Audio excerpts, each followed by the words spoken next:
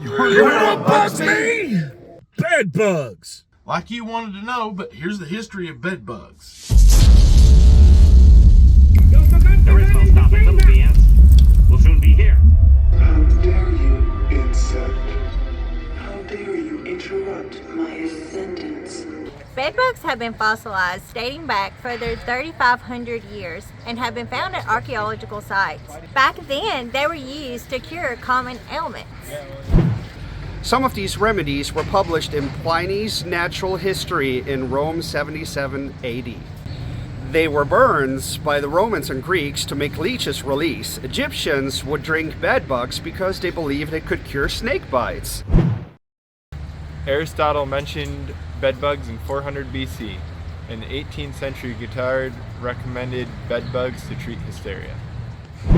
Bedbugs were a problem in the 1700s American colonies, so much that they made their beds out of sassafras wood with crevices so they could douse them with boiling water, sulfur, and even arsenic.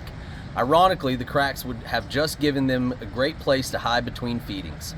They came over on the ships, which were known for having bedbug infestations. Other mentions in history include 11th century Germany and 13th century France. Bedbugs were rare in England until the Great Fire in 1666, where they shipped in supplies to rebuild and got more than they bargained for with bedbug hitchhikers. As travel became easier, this also had consequences for spreading bedbugs much more around the world. On trains and ships, people would pull their beds away from the walls and place the bed legs in pans of oil to fend off the bedbugs. As cities became more crowded and struggled with poverty and sanitation, bedbugs took advantage of the poor and the rich. In 1730, John Southall published a bedbug prevention manual in England, suggesting simple beds to reduce harborage areas for bedbugs. Early 1900s saw a continued increase in bedbug infestation, up to 33% of the population, and most had a problem at some point. It was a bad time for people and bedbugs. In the 50s, DDT was introduced and did a great job at killing bugs until 1972 when it was banned. Up until about 15 years ago, adults and even most pest control technicians had never dealt with bedbugs and thought they were just a nursery rhyme. This ignorance of bedbugs is part of what allowed their current jump in numbers. It was thought that DDT had eliminated bedbugs in America. The fact is that if you look at the numbers, bedbugs were beginning a decline before DDT was introduced, and they continued to decline at about the same rate after it was banned. So blaming the resurgence of bedbugs in the 2000s on banning DDT in the 70s just doesn't make sense. The bedbug epidemics in the first half of the 20th century produced experts and entomologists gaining knowledge and improving methods of elimination other than DDT, including the vacuum. The days of Bubba in a spray can hosing your house down were dying, leading to a more scientific and entomological approach.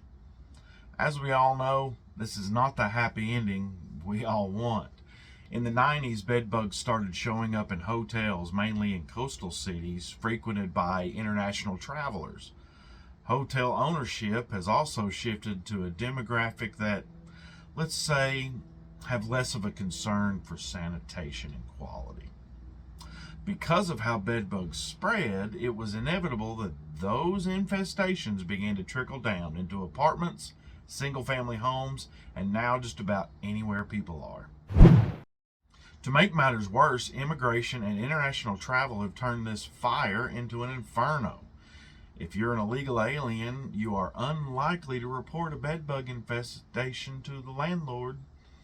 Everyone I meet these days has had or knows somebody who has had bedbugs. One report said that 25% of the population at any given time has a current bedbug infestation.